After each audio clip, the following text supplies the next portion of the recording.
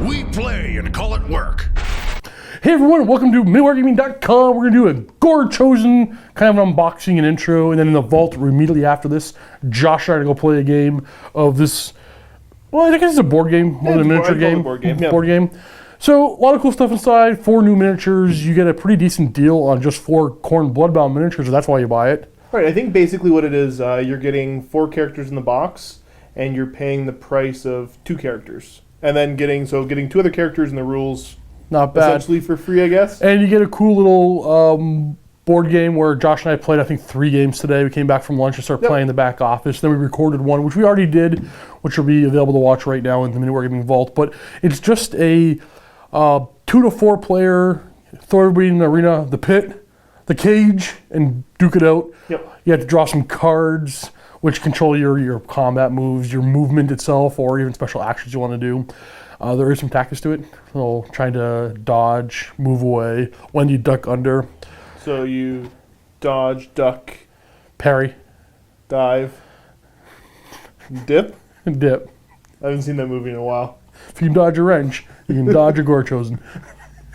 But so, I'm way off base now. Pretty cool game. Like I said, we did play a few games already. We played one and got it. Yep. Our very first game we played, Josh just came out the gate running at me, screaming like a Khorne champion, and pummeled me. And my guy got lucky and decapitated Josh. Yeah. Lucky critical hit. Yep. And then our next game, we slugged it out. It was actually a pretty long slugfest as we're ducking and diving and dodging wrenches. So right now, let's take a look at what's inside this box, the Gorechosen. So inside this box, immediately we get a play mat, which is actually double-sided. But you can see all the hexagons are there. There's 4 spots on each side that you actually can't walk onto. We played all our games on this one, but that one actually could have been a little bit better for all the ducking and diving that happens in our game.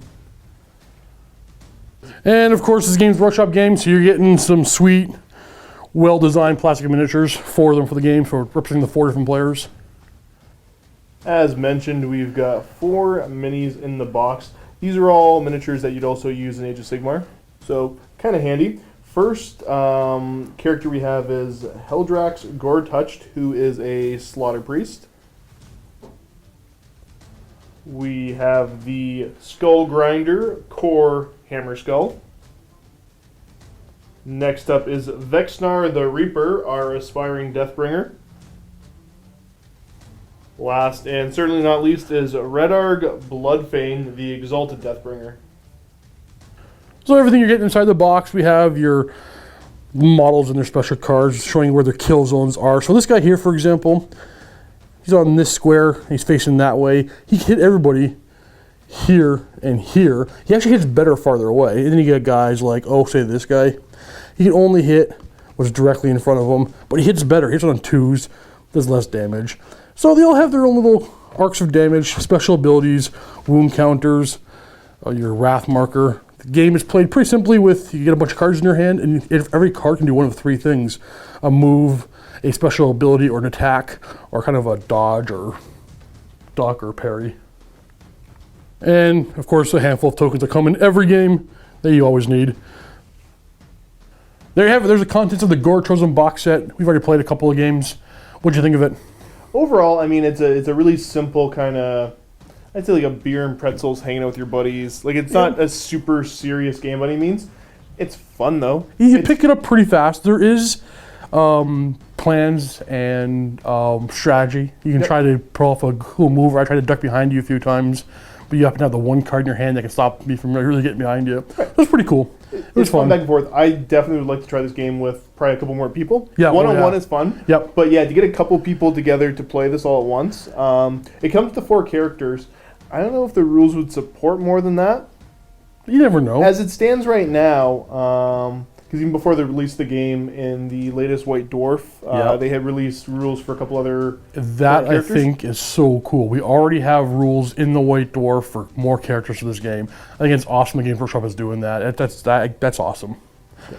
Getting just more stuff, getting more value out of the White Dwarf alone is pretty cool. I actually think that we should solve all office debates from now on by going in the pits. I'm down for that. As opposed to actually just physically fighting each other? Yeah, it's getting exhausting. We'll use the cards and dice. But pretty solid game. I enjoyed it. I liked it. We'll play this again for sure.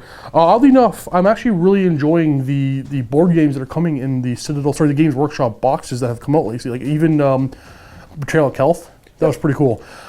Silver Tower. Man, I wish I could play some more of that. It's just so... Well, because I mean, they've got stuff like that where they've set it up so they can easily add more rules. Yep. So there's new rules for all that stuff. And all these, like I said, beer and pretzel games, they're simple to play. We don't got to break out the tape measures. We don't got to do anything else like that. It's simple contents, and you're able to just play a couple quick games. It in no way replaces my enjoyment of some of the more complex games. Nope, not at all. But for a fun little board game, yeah. We were able to play a game just on our lunch break, sitting back at the back desk. You play at a small table. You don't need a lot of room. They said no measuring tapes. There's something to be said for that. Play it at work. The total space you need is a 1 foot square. Yeah. And then maybe a couple spots to put on the discarded cards. So kitchen table, if you want to go, you don't have to invest very much to get into this game. So I think that it'll be attractive to some people that want to get these characters, because on the base level, you're paying for 2 characters and getting 2 free characters, even if you didn't make use of any of the rest of the stuff in Miniatures alone is, you're right, miniatures alone is worth it, which is really cool. So I'll say this, I had fun playing, I know you did as well. You guys should watch us play it. So right now, Josh and I've already had a game, we've already recorded it, it's in the MiniWarGaming vault.